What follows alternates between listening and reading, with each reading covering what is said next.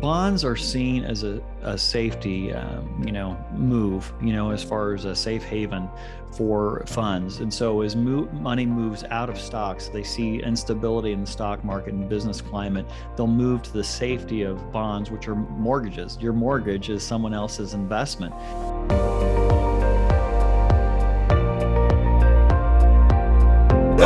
Welcome to another edition of Tuesday Tips. If this is the first time you've been to my channel, my name is Lee Brickey, and here we talk about real estate, mortgages, and money. And today on Tuesday Tips, we're talking about that with Brent Starts from Unitas Lending.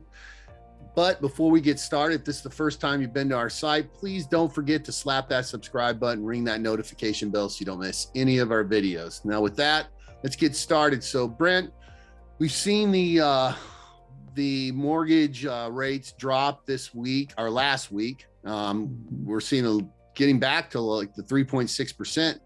So today I'd like to talk to you about why that is happening. But before we get into that, I've had some comments this week.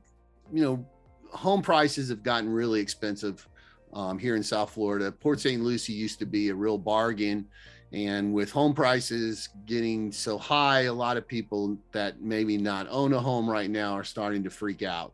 So they'll talk a little bit about putting 3% down on a conventional loan or 5% down on a conventional loan and what that would mean in the difference of, say, someone put 20% down. Also, because the market's moving as quick as it is, especially Port St. Lucie, where we're going to continue to see 10% a year for a while, with equity growing in people's homes. Talk a little bit about also how, even though they're going to have some MI there, how they can, over the next couple of years, drop that MI. Oh, it's a great question, and it's very timely. Right now, we're seeing at the rate of appreciation, specifically in Port St. Lucie, Lee, the trend is hasn't changed. Prices are still going up. There's still very strong demand, especially from out-of-state buyers, is what we're seeing right now. And so the difference between putting, say, 5% down conventional, 10 or 15 or even 20% down, sometimes 20 to eliminate mortgage insurance entirely, may not be the best strategy, because we're seeing, we're refinancing people out of their FHA loans in less than a year and a half, over the last year and a half. Is that trend guaranteed?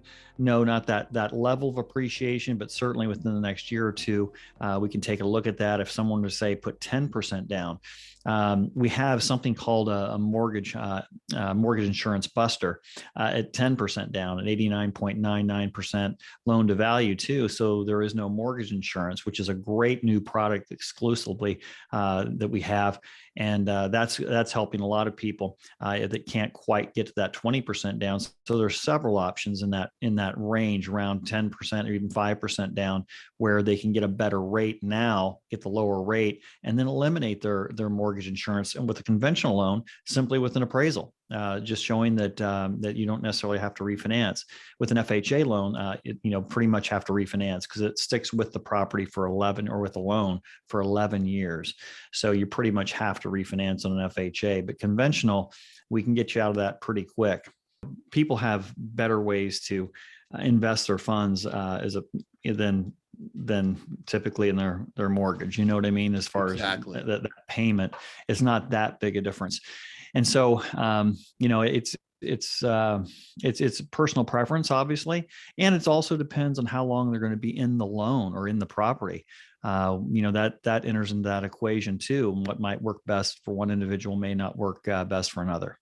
So it's a good idea not to put down so much money, in your opinion, unless you just have it laying around. I mean, people are still in a good position with rates being so low. And even if we get into the fours, they're still going to be in a way better position with rates low, because, we're going to see the markets return eventually, and their 401ks and things like that. And especially in this time, I would say most people don't want to be messing with that 401k or their investment accounts until they see, the economy start to turn a little bit. Don't you agree with that? I agree with that. Absolutely.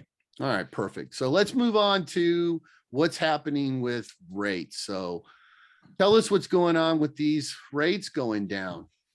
Well, right now, this last week or so, the news cycle, the geopolitical events, specifically Russia, Ukraine situation, that's what's really driving the markets right now, almost exclusively. So overall, just very generally, I explain it this way: bad news in the economy or uncertainty, bad news in that environment typically is good news for interest rates, and vice versa. Good news in the economy is bad news for interest rates, because it means things are moving along fine, and then the Fed starts to look, and the markets start to look at slowing things down, raising rates, so we don't run into inflation. And so that's kind of the dynamic this last week, and the reason we've seen rates improve is this situation with Russia and Ukraine. Right. So you're saying as long as the stock market tends to be volatile and investors are not sure of the market and they keep taking their market out, putting it into bonds and putting it into gold and silver and things like that, we're going to see rates stay down then. That's exactly right, Lee. Bonds are seen as a safety, move, as far as a safe haven for funds. And so as money moves out of stocks, they see instability in the stock market and business climate, they'll move to the safety of bonds, which are mortgages. Your mortgage is someone else's investment, and it's backed by U.S. real estate, which is highly regarded worldwide. And so that's why you see funds moving to things like hard assets, gold, silver, those types of things, and real estate, or things that are backed by real estate, which are mortgages. Awesome. So your idea would still be, hey, it's a good time to go buy a home still. I believe so. I think sometimes we need to stand back too and look at what are high interest rates. When I got into this industry, rates were 9.5, 10, and so that just was the market.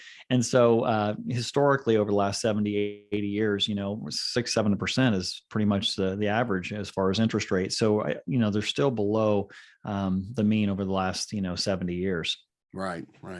So, people are taking a little bit of hit in their 401ks and the stock market, but the rates are remaining low. So buying a home right now, and with the new programs that are out, the way that, you can buy conventional at 5% or get rid of your MI with 10%, things like these new programs, these are things that people need to look into. And also, a lot of buyers are using direct lenders right now. Talk a little bit about the difference in using a lender like UWM or PennyMac, who only works with mortgage brokers. Yeah, that's a great point. Right now, because it is so volatile, rates are swinging back and forth, up and down, and then within the market you work in, Lee, with all the new homes that are being built, they're not able to lock those loans until they're 30 days within completion of the home. It's put people in a very awkward spot, because rates are going up and they might be 3 to 6 months out as far as a completion date. And so we're able to lock those loans out to 180 days, 6 months. And as a broker, we can shop for the best rates out there. If the market moves, we can do a float down. We have those options too. So we're not locked and stuck with an individual program. In kind of a worst case scenario, if it really moves to the point where it's nowhere in the market, then we can actually switch investors and grab a great rate either way. So it's basically an insurance policy to help folks make sure that they still are within the debt to income ratios they need to be in to find a home and to purchase and to close on it, that the market won't move to the degree that they get priced out. Right. And if